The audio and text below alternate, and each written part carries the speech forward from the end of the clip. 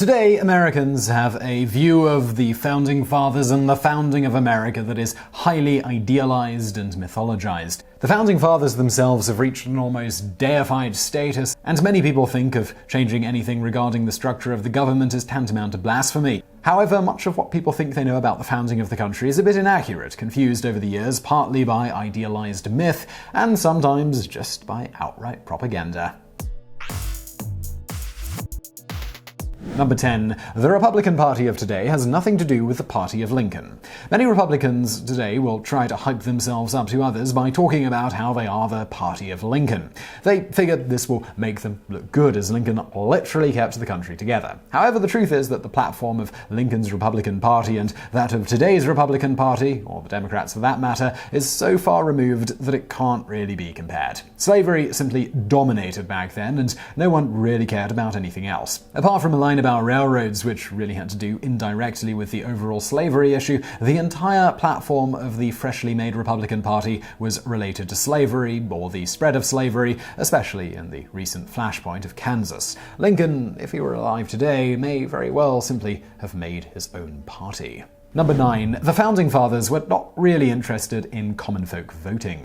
Many people revere the Founding Fathers today as if they were some sort of gods, which is perhaps fitting because the Founding Fathers certainly thought that we were beneath them. As far as they were concerned, the idea of the common folk voting wasn't good because the uneducated masses could band together to make decisions that were bad for everyone, especially the more well-to-do landowners. For this reason, the Founding Fathers' idea of freedom was just for the rich white landowners. After the Revolutionary War, it started to slowly become those who were paying any taxes and were white males of age, but it took some time to reach that point, and it was never something the founders were really interested in achieving. Most of them were even less interested in achieving suffrage for women and minorities, which came way later. Number 8. Abraham Lincoln was a rock star corporate lawyer by the time he ran. Abraham Lincoln was perhaps one of the most successful politicians ever when it came to personal propaganda. He was very good at putting across a sort of farm boy persona that helped disarm people and make them trust him while he was running for political office. Some people really do think he was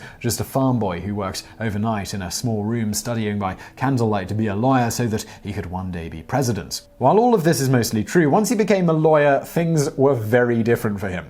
Lincoln was making extremely good money, which helped him launch his later campaigns, and he learned all kinds of valuable speaking skills trying cases in court, which also helped him in his campaigns. He was also definitely not the lawyer of the downtrodden that you might expect, but rather a rock star corporate lawyer for the railroads, the equivalent back in the day of, say, working for the oil companies, and he took cases that many today might criticize him for defending. Number 7. The South can squawk about states' rights, but their own words damn them. Today, many Southerners stubbornly believe that the Civil War was the war of northern aggression, and that slavery would have died out on its own, and the whole war wasn't about slavery anyway, but was about states' rights, and that the North was just being despotic. Now, to be clear, the issue was about states' rights to have slavery, and some revisionists have been trying, and sometimes succeeding, in confusing people for a good 150 years or so. In their own constitution, they have several lines ensuring that black people within the South will never ever be free under their rule. They resolve that this is why they created the Confederacy, solely to protect this alleged right over black people. The state's various declarations also speak at length about slavery as their main and sometimes only grievance, and the South's greatest leaders echo the same sentiments. Despite this, with a few lines, those who wish to believe otherwise are easily fooled and go on thinking that things were much rosier than they actually were.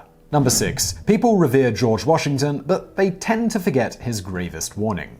George Washington is revered by many Americans as the greatest American, the greatest president, and one of the best leaders that the world has ever seen. He's a legend today, and his exploits are taught to every child in an American school. But his final speech, it likely didn't have the impact that he would have hoped. While people did take an example from him to resign after 2 terms, and after it was breached, it was turned into an actual law, the real brunt of his speech has largely been ignored.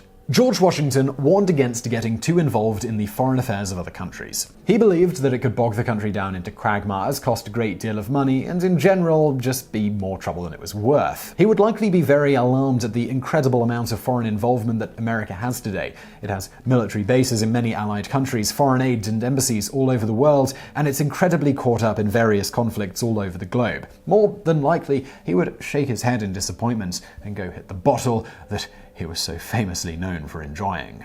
Number 5. The Constitution was absolutely not meant to be a permanent document. While the Constitution has had amendments added to it, the body of the Constitution and the structure of the government have remained largely the same over the years. Also, at this point, many experts now feel Americans have something called an entrenched constitution, where it would require an incredible amount of effort just to make a small constitutional amendment in the current political climate, or even to change an existing one. Some people think that they are honoring the Founding Fathers by keeping an incredibly outdated set of rules, laws, and structures largely the same, but the truth is, the founders would likely consider the present-day Americans rather foolish. Some of them, like Jefferson, believed that not only should it not be a permanent document, but the healthiest system would have the new generation, roughly every 25 years or so, pretty much completely restructuring the current system of government to fit their generational needs. In no way did he, or most of them, think it should be a document kept mostly the same, save some amendments, over the course of a couple of hundred years. Number 4. The South may have been able to keep slavery if not for their unquenchable greed.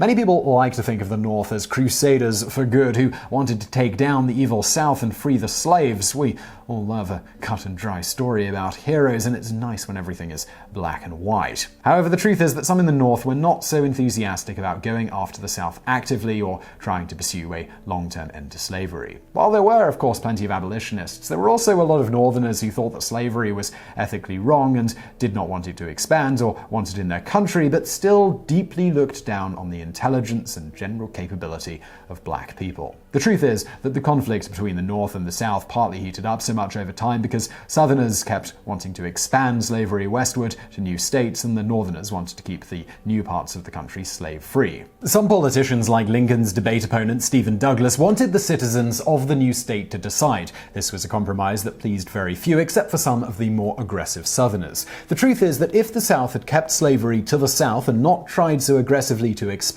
things may never have reached the point that they did, and the North would have never been motivated enough to waste so much food freeing people they already mostly looked down on, and the South may never even have tried to secede in the first place, as the drama would have never really reached that point. Number 3. The Founding Fathers didn't think you were smart enough to vote for senators. More young people are voting than ever before, which is certainly a good thing, regardless of who they vote for. However, while they today might be able to enjoy the opportunity to choose their senator, going so far as to pick favorites from their party and then decide in the general election between two candidates, today people get to pick their senators, but sadly, back before 1913, even rich white landowning males did not have the power to choose their state's senators. Indeed, the Founding Fathers had not thought them capable or smart enough to make such an important decision for the country.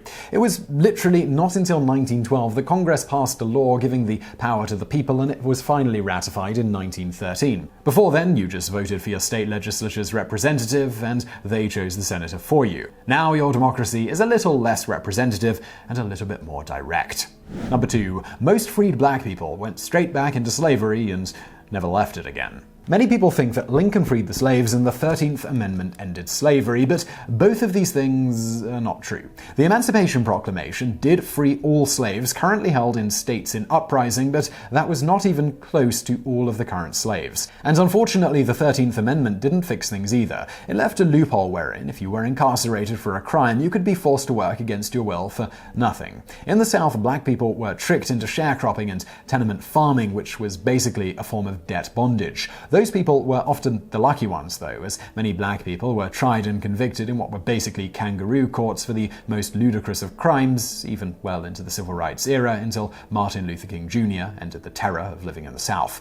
Going to jail for whistling at a white woman or other ridiculous charges were not just stereotypes or racial jokes, they were very real and horrible things that happened to real people. Number 1. The Founding Fathers happily tore into each other like politicians of today. Perhaps one of the most amusing things about the Founding Fathers of America is truly how much Americans have practically deified them into history. People like Adams, Jefferson, Washington, Hancock, Franklin, Paine, and so many others still stir the imaginations of people today and hold a truly mythical status. All of them accomplished great things for their time and had a lot to be proud of, even though some had beliefs that we might disagree with today. No, the source of amusement lies with the fact that they fought, had fallings out, they bickered, quarreled, and argued vehemently for opposed political parties, just like politicians do today. Some of the earliest elections involved multiple founding fathers and were some of the dirtiest political fights in American history. The Founding Fathers worked together for a common goal, but that doesn't mean they were a hive mind that had one idea for America.